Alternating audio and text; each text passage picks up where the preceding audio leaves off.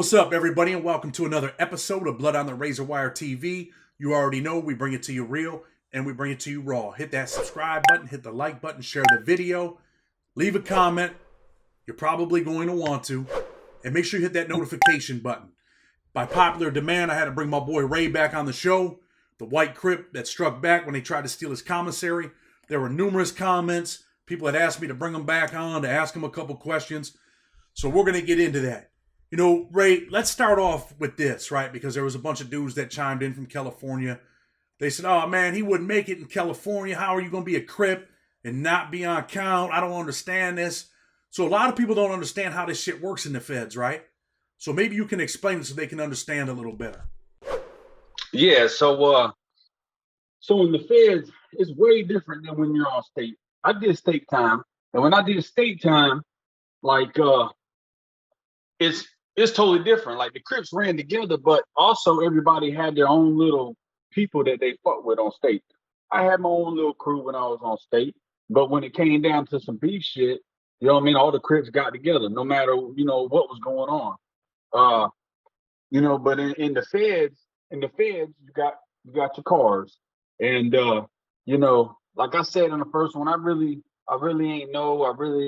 ain't think that I really should have went on count, but if I had to do it again, God forbid, I don't want me to go through that or anybody else, because that's some horrible shit. But I would definitely go on count if I had to go back in that type of situation. But it technically don't work that way. You don't have to go on count. Like when I was in the South car, and to be honest with you, probably half of the South car was gang members, whether it was Bloods, Crips, GDs. Half of them was gang members, and they weren't on count. But there was only certain people that the dudes on count would even fuck with. Like with the Bloods, there was only a couple Bloods on the yard that wasn't on count that the real Bloods will fuck with, that the ones on count will fuck with. And it was the same situation with Crip, GD. You know what I mean? Like there was only a couple of us that wasn't on count that the locals really fuck with. And the federal penitentiary ain't no joke. Like these people ain't playing no games, man. Like, you know what I mean? If I go in there, okay, I'm a white guy, I'm claiming Crip. You know what I mean? You best believe they checking you out. You best believe they running your name on the streets. They finding out everything they can about you. You know what I mean? That's just how it is. Like, so if you wasn't official, you ain't gonna be able to do the type of shit I did. Like straight up, I did eat at the table with the lokes. You know what I mean? When I wanted to. The South car didn't say shit to me. Matter of fact, the South car had me tie knots with the lokes just in case some shit popped off on the yard. We had their back, they had our back. So, you know what I mean? Like, but they just didn't do that with everybody, because I can promise you there was at least 30 other Crips in the South car that wasn't on count, and the lokes on count only fucked with about 3 of us. That's the thing that people don't understand, because when I went to the feds, I didn't understand it either, that you had dudes that were gang members, and then they're like, well, I'm not on count. And I'm like, what the hell does that mean? You're a Blood, but you're not on count. You're running with the New York car. You're running with the New York dudes. So I can understand where some of the people are chiming in. Like, I would think that if you're a Blood forever. If you're a dirty white boy gang member, you're a dirty white boy forever. If if you're a Crip, you're a Crip no matter where you are. Yep, and that's the thing. Like, just because I wasn't on count, that's the thing. Like everybody on the yard knew what I was. I mean, everybody. My cellie was on count. You know what I mean? Like I was in the cell with a dude that was on count. You know, and he wouldn't be on he didn't want to be in the cell with nobody unless they was Crip, whether not count or not. You know what I mean? And I did 2 years with him in the cell, and he even got into some beef with one of the dudes on the South car, and I let my cellie whoop his ass. You know what I mean? Like, and the dude got mad. He was like, man, come on, man, why you ain't do nothing? Man, listen, bro, like, I'm not getting involved in that shit, especially when the Crip's involved. I don't give a fuck. You know what I mean? Like, and this guy said he was Crip on the yard too. I mean, on the streets, but he was on some bullshit. He wasn't no official shit. You know what I mean? But he was crying to me because I let my cellie beat him up. Well, man, you shouldn't be running your mouth. You know what I mean? Like, I hear you on that, but this is the thing too I want to ask you, right? Because people are interested in knowing this. You're a white Crip. You're sitting at a black table in federal prison, and I think we touched a little bit on this, right? I mean, did Yeah. you get looks from white dudes where they're like, "Who is this dude?" Nah, see, that's the thing. That's the thing. That's why, like, people make comments and they say things that they really don't even know about. Because man, I was in Hazleton and Canaan, two of the roughest USPs out there. And man, ain't nobody said shit. You know what I mean? Maybe some white dudes hated that I wasn't running with them or wasn't, you know what I mean? Like I was sitting at the black table, but they didn't really say shit to me. I still dealt with them. I dealt with all the white dudes, man. Like, you know what I mean? Like I had hustles going on in there and I dealt with everybody. And nobody never said shit to me, like straight up. Like everybody respected it. And it's crazy because like sitting at the black table, man, the black dudes, they they come in with open arms, man. You know what I mean? I didn't experience any type of racist shit in the federal system with any black dudes. I mean, if a motherfucker didn't eat chicken or a motherfucker didn't eat something, livers or whatever it was, the homies at the table with me, they give it to me. You know what I mean? Like they looked out for me. You know, and it was different than what I seen from other cars. You know what I mean? Like I seen some funny shit going on in other cars that I really didn't have to experience or deal with in the car I was in. You know? So no backlash. You don't think there was any black dudes that were like Crips or in the South car like, what's this white dude doing sitting over here? You didn't feel any of that black? You don't think there was none of that at all? Nah, man. Nah, there wasn't none of that. Like I said, I was telling you before. Matter of fact, uh, dudes in the South car that ran the South car there, they had me talk to the Crips on the yard and pretty much tie a knot. When I was at Hazleton, like we had a knot tied. Like if any beef went down with the South car, the Lokes was jumping in. If any beef went down with the Lokes, we was gonna jump in from the South car. You know what I mean? So you know what I mean? Like it was all right, man. Like straight up, you know, like these people that talk this crazy stuff, like yeah, you want to do this in California, man. I ain't in California. I'm on the East Coast, but man, I'll go to California and claim my shit. You know what I mean? Because I know personally, I was in federal prison with people from California. I was in prison with Crips from California, and they opened arms to me. They didn't say shit. Like these are official dudes. You know what I mean? Like, and that's why I tell people when they make them comments, I use my name. People can look me up, man. They can run my background. You know what I mean? They can see that I've been a gang member since damn, bro, '92. You know what I mean? Like, it, official people can get looked up. You know what I mean? Like you can run my name, you can check my Facebook, you can ask people that I know on Facebook, like people from the streets that I've known forever, went to elementary school, and they'll tell you the same shit I'm telling you. You know what I mean? Like they'll tell you the same shit I'm telling you, man. Like official people you can look up, period. You know what I mean? Like that the people can talk all they want, man, but until they go to them places and they experience how it is, then they really don't know and they really shouldn't talk because it makes no sense. It's just like a bunch of gibberish, honestly. Right. This is where I want to go to, right? Because there's a lot of people out here that think that certain people are these big gangsters in prison, these big tough guys. And you had mentioned, man, you were getting money in prison. You had your little store going. I mean, you were hustling because you made some comments about the Suboxone. Let's talk about Freddie, right? Freddie, you know who I'm talking about. Whitey Bulger's killer, right? Can you hear me? Yeah, I hear you. All right, so let's talk a little bit about that because I know that you made a comment that you had sold him some dope. And when I say dope, Suboxone. Yeah. So you get these dudes out here in the street. They're like, oh, that dude was in the mob. He was this, he was that. He killed this dude in the street. But tell the people how he was in prison. Let's talk about it, bro. Because I've seen it 1,000 times myself. That's shit like that I don't understand. You know what I mean? Like people, they make up this thing. Oh, well, he was this, he was that. They probably didn't even know him on the streets. You know what I mean? And yeah, maybe he did kill somebody on the streets, man. I mean, dude, it don't take much to kill somebody, man. Honestly, you know what I mean? Like most of the time when people get shot, killed, it's because the motherfucker's scared of the person that they kill. You know what I mean? Like that's what it boils down to most of the time. But this dude in prison, I mean, I promise you, he did not talk much. He did not do much. Man, honestly, most of that car was strung out. I ain't even gonna lie, man. Like most of them was all junkies. Like that's just point blank period. You know what I mean? Like I know. I know. I go in the chow hall, man. People from other dorms. All you hear in the chow hall, bam, hey bam, bam, bam, hey bam. You know, because I dealt with everybody. I mean, shit, I'm getting money. You know, what I mean, like, I'm not gonna play no games. Like I'm sitting there, I don't get money from the streets because certain situations happened before I got locked up. I really didn't have a support system, so I had to do it myself. And I'm gonna get money. I'm gonna live. You know what I mean? Like I'm not gonna sit in there and starve. That's a fact. And I seen it firsthand how people was, and that dude was not by no means no street gangster, man. Why do you think? Let me say this first. Have you seen people stab people and hit people with locks just to get the hell off the compound? They owe some money. It's a way out to get a transfer. Yes, constantly. I seen that shit a lot, man. People would do things just like you said, just to get off the yard. They'd be like, you know what, man, fuck it. I'm gonna go hit this dude real quick, or I'm gonna go stab this dude, or I'm gonna hit this dude real quick with a lock because they're gonna move me.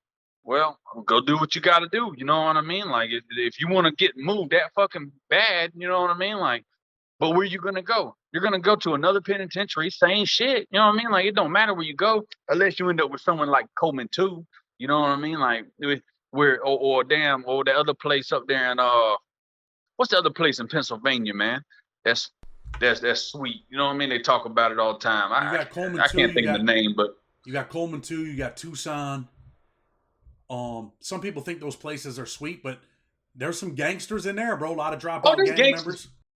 Bro, there's gangsters everywhere. You know what I mean? There's gonna be gangsters everywhere, no matter where you go. They're gonna be some real official motherfuckers, man. Like they might be like Coleman too. You know, you hear the stories. I mean, a lot of snitches or dropouts. You know what I mean? That's over there, but there's still some shit gonna happen. You know what I mean? It's a penitentiary.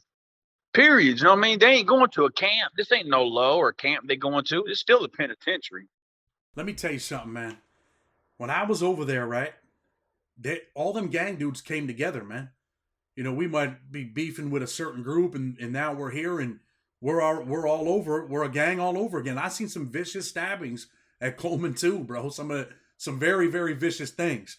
But I still want to talk a little bit about Freddie, right? Yeah. So, I mean, pretty much Whitey Bulger's killer was a dope fiend in prison, right? Right.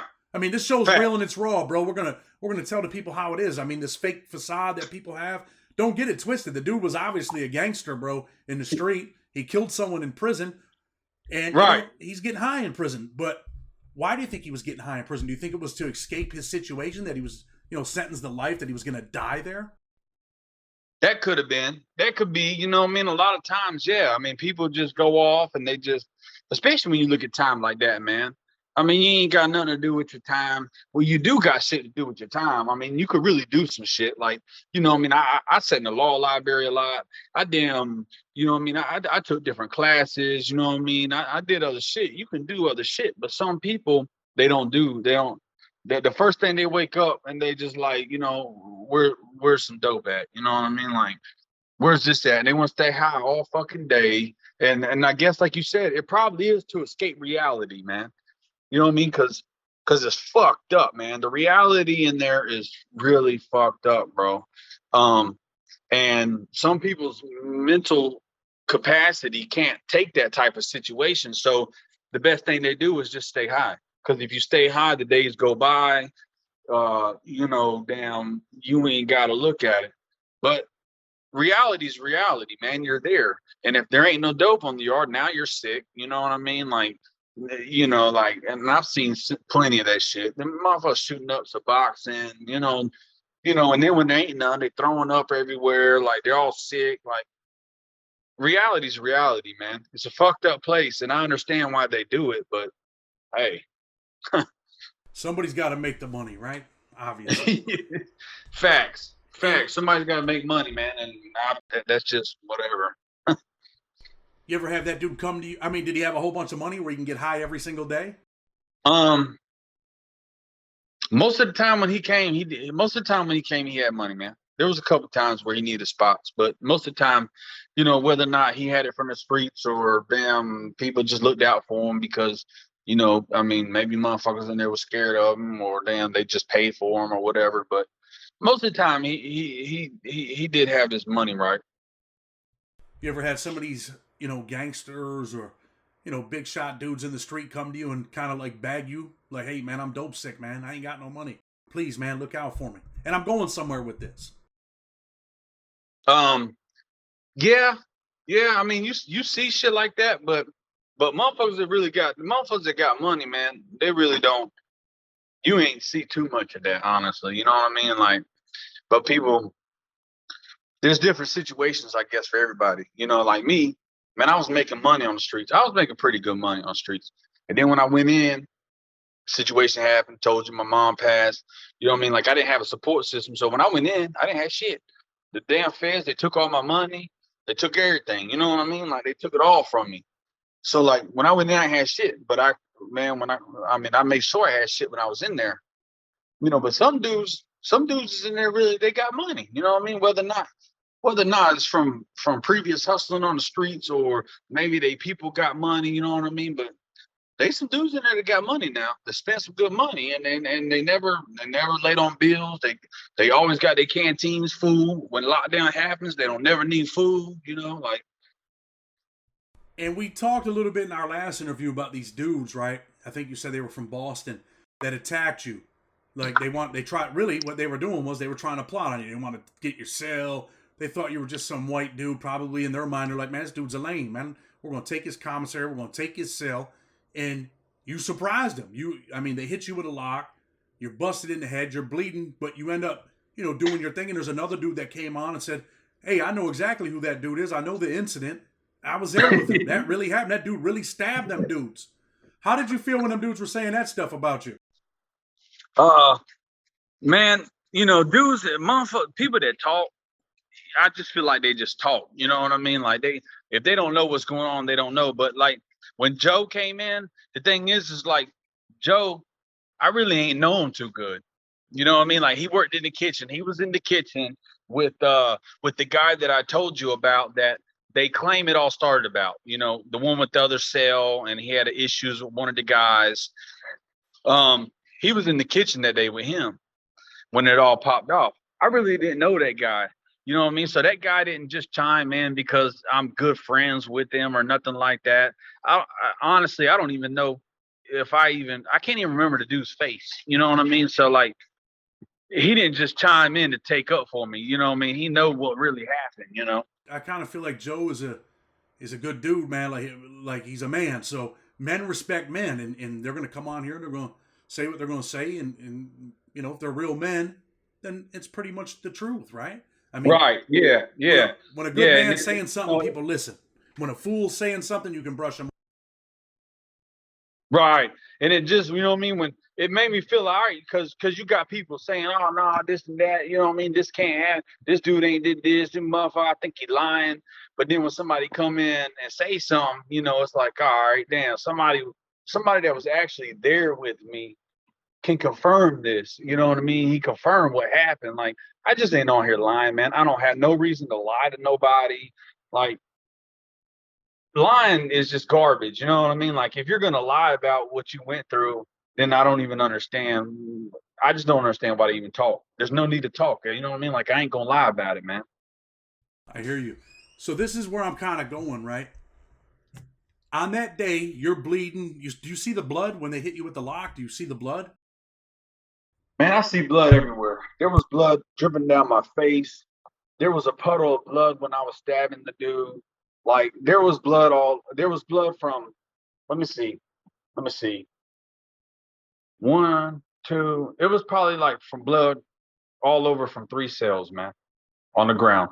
There was blood everywhere. I mean, I was covered in it. They was covered in it. You know what I mean? Like, I didn't know whose blood was who. I had to get tested to make sure that, like, I ain't catch nothing or nothing crazy. But like, there was blood everywhere, man. I'm not even lying. Like, when the police finally rushed in, when they finally rushed in and fucking bum rushed us and shit, I was on top of the second dude. I had him on the ground face down, and I was stabbing him in the back of the shoulders. I hit him 4 times in his shoulders. And the police was like, it's over. It's over. I said, man, fuck that. It's never over. You know what I mean? Like I think I just blacked out. You know what I mean? Like I just snapped. You know, like when it happened, I just snapped, and the adrenaline was running so hard that like I just didn't. No, I didn't even feel it. I swear to God, I did not feel that lock, and it did some damage to my head, man. I got about 5 or 6 scars straight up. It did some damage to me, but I didn't even feel it, man. Did you feel it later on when you were in the shoe, laying there? Did you have a headache? When I was in the man, they took me to the doctor and shit, and I had to get stitches. And yeah, man, bro, they put me on some. They gave me some damn Vicodin, and they gave me some good medicine and shit. So I mean, it kind of helped out a lot. But it was crazy because the the pastor came back there. The pastor came back there and was like, "Hey, who's Holmes?" And I was like, "That's me." He said, "Man, so and so and so and so, a bunch of white dudes, a bunch of white guys was told him to tell me that I did a good job." He was like, "I don't condone this type of stuff, but so and so said that you did a good job." And I was like, "Man, that's crazy." You know what I mean? Like the pastor coming back here telling me this shit. So this is the thing, right, Ray? You're in USP Hazleton, one of the most dangerous federal prisons in the country. These dudes swing a knife at you. One dude's hitting you with a lock. Really, man, it's just for some bullshit commissary and some stamps so they can get high, for real, if they can rob you. But in that moment, you said you blacked out. Do you feel like because of the environment that you were in, that you were fighting for your life, literally for a couple $100, maybe $1,000? Probably so. Straight up, man. Straight up. When it comes to a situation like that, like when something like that happens, like you have to think about making it out. So when you think about making it out, you ain't thinking about nothing else but taking care of the situation. Whatever's in front of you, you have to take care of. And when that went down, I'm sitting here thinking like, man, these dudes are fucked up. You know what I mean? Like I was hurt. Straight up. I was kind of hurt because like I told you, one of the dudes, he was in my cell for like 6 months. We had long talks. You know what I mean? Like we used to have long talks. Like if anything ever happened, I told him, I said, man, if somebody ever comes at me, bro, I'm stabbing them in the fucking throat. You know what I mean? That's what I told him. I told him this in the cell. And then 4 months later, after he was out of my cell, because I ran him out of the cell because he got junked out. You know what I mean? And I just told him I didn't want that type of shit in my cell. Uh, 4 months later, he had to be the first person to try me. You know what I mean? And it hurt me because I'm like, damn, man, I like this dude. You know what I mean? And I did exactly what I told him I was gonna do to somebody. The first person that tried me, I told him I was gonna stab him in the throat, and that's what I did. It's crazy how you feel like you're close to this dude. You live with this dude. You eat with this dude. You know, he was junked out. You're probably feeding him. You got a store. You make a bowl of food. You probably made him a bowl numerous times. And this is the guy that tries to plot on you and steal your shit. Ain't that amazing? Facts. That's facts, man. I mean, I looked out for him. Look, every lock in, because we get locked in during count. Uh, then you locked in at night. You know what I mean? Every lock in, you know what I mean? I looked out, bro. You know what I mean? Like, K2, whatever. You know what I mean? Like I looked out for him every single time. I didn't expect that from that dude. Like straight up. I just didn't expect it, man. Like I just, because we used to, like I said, we had some serious talks, and like you said, like you think somebody's all right, man. That's why I said, like, straight up, if I ever had to go through that situation again, I'm going on count, man. Because facts is, man, the lokes ain't going to sit there and do that type of shit to you, man. You know what I mean? Like your homie like that, they're not gonna do nothing like that. You know what I mean? Like, and I know it. You know what I mean? I know that in my heart. You know what I mean? Like you might have some type of issue with your cellie or something. Maybe y'all fight or maybe whatever. But ain't nothing like that would happen, man. Nothing unless you're a rat. Or unless you really did some grimy shit. Your homies like that ain't gonna do nothing like that, man. Really, they did it because they were junkies, man. They wanted your shit. And they probably, like I said earlier, they're thinking, oh, he's a white Crip. And, in their mind, they're like, man, they took your kindness for weakness, man. They might have been calling you a lame, but what it turns out is, at the end of the day, he was the lame, not you, right? Right. Yeah. Yeah. And it's crazy because, like I told you, it wasn't just they owed me some money for personal shit, for other shit, but they was going to get ran off the yard. One dude was from Boston and one dude was from Philly. but they ran in the same car. Boston, they let the Philly guy run with him because he didn't have nobody there. So, but the Boston car, they was getting ready to run them off because they owed bills to other people. And it's kind of crazy because they owed me some money and they were paying me. They were paying me, but they weren't paying nobody else. So then there, people, I heard word, you know what I mean? They was going to get them, this and that. So I went and squashed their bills for them, man. I went and took care of their other bills just so they wouldn't get fucked up on the yard and they would stay on the yard. Like part of it benefited me because I didn't want to lose the money they owed me. You know what I mean? So I was like, well, all right, I'll squash this. Y'all just owe me. And for the first 3 months, I would say, after I paid their bills for them, every 2 weeks or something, they was getting me money sent. They was getting me Western Union sent to my people on the streets. Like they was doing what they had to do. But I guess it got to a point where they probably got together, whether it was about that sale situation that they want to say, or it was about the money. They just got together and figured, well, maybe we just jump on them, because most of the time, if two people jump on one, they'll send the one off the yard and they'll put the two back on the yard. But due to the fact that there was weapons involved, they transferred all of us. You find dudes that do things like this, and it's just like, you're like, wow. Your story kind of sounds like Judas, man. Like, dude was a complete sellout.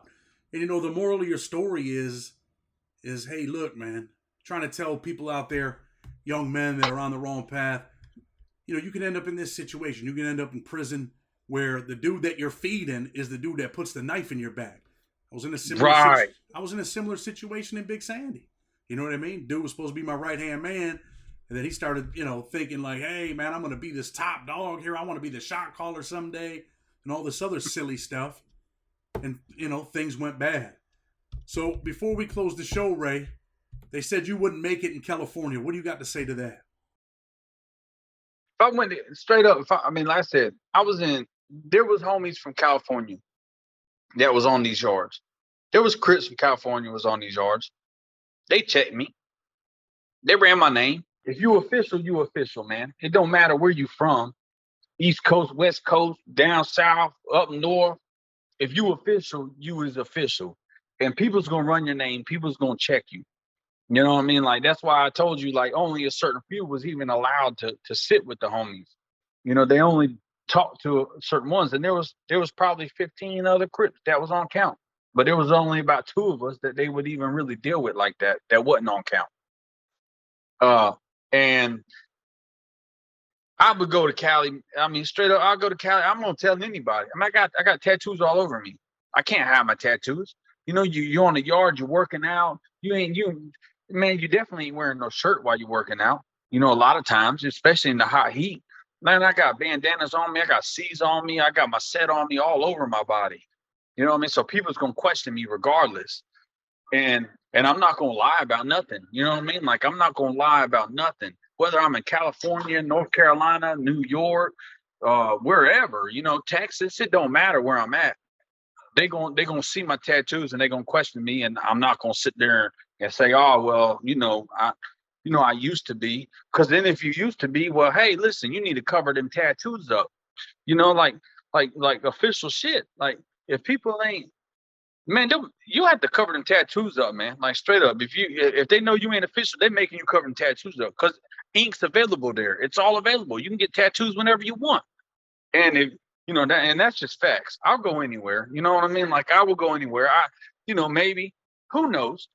Maybe the homies in California at a California prison, they might jump me. But I seriously doubt it. Because this isn't no.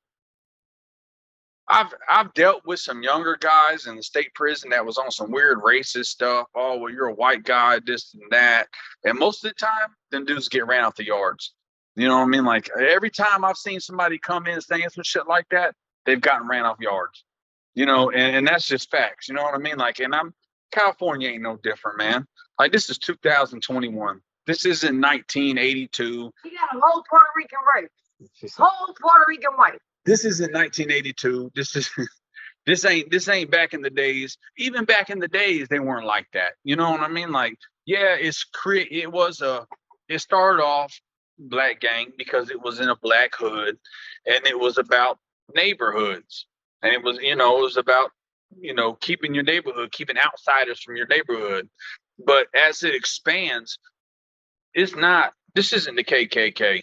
This isn't no racist stuff. You know what I mean? Like, yeah, you get some people to say things, but the fact is, anybody can be what you want, man. You can be what you want if you official and you got a name. The people gonna check you, and if you know your stuff, you know your knowledge, you know your history. You know what I mean? Like that's just all there is to it. I'll go anywhere. I'll go to California and do it. Like I said, maybe they might beat me up about it, but I seriously doubt it because I was in the federal penitentiaries with several people from California, several Crips from California, and they open arms straight to me. They ain't never turned me down. They ain't never say no funny stuff. They ain't nothing, never, ever. The only ones that ever said anything was some young cats in state prison that didn't know what they were talking about. It's all good, man. Well, with what you're saying, it's like this, Ray. Men respect men. I don't care where you're at, man. Men respect men. Sometimes, we end up in these wild places like the dudes in Alabama. Them dudes over there are just killing each other just to kill each other, man. But for the most part, at the end of the day, man, men respect men. I thank you for coming on the show, man. Good dude. A lot of people want to hear from you again. And I know right now, you talk about the gang stuff and all that, but you're living your best life. You're free. You got a wife. You're hustling out in the street, legal hustle.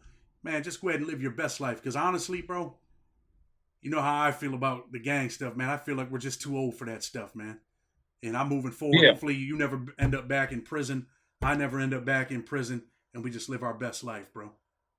That's the thing. You're right there. And see, that's what people don't understand. I seen some comment about, oh, well, he's a 40-year-old white Crip. All right, yeah, I'm 40. Yeah, I'm 40.